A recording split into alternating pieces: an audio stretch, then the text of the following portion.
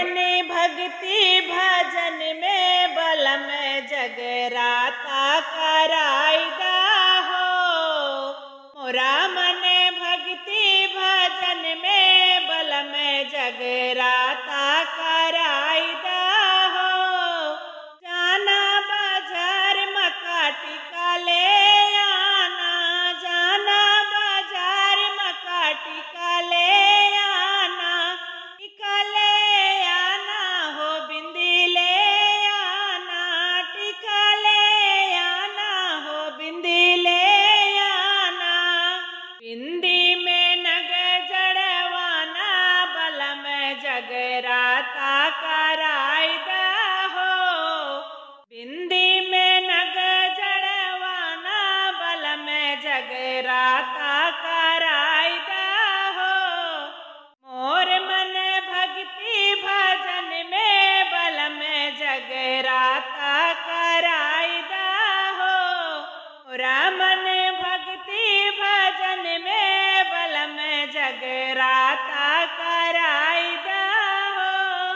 जाना बाजार मक्का हरवा ले आना, जाना बाजार मक्का हरवा ले आना।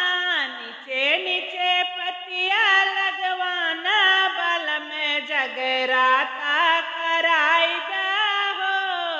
नीचे नीचे पतिया लगवाना बलम जगराता कराईदा हो।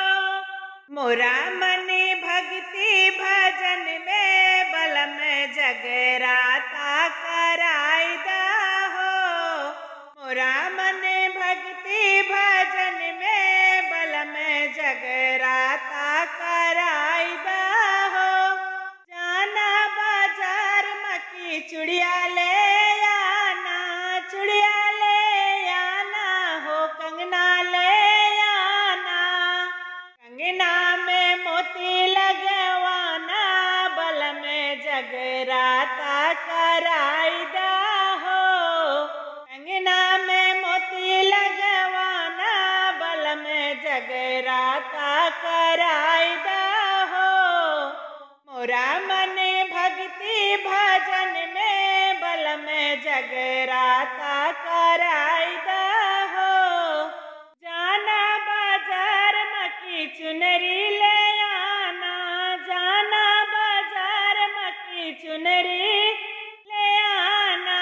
यारी यारी गोटा लगवाना बलम जगराता कराईदा हो।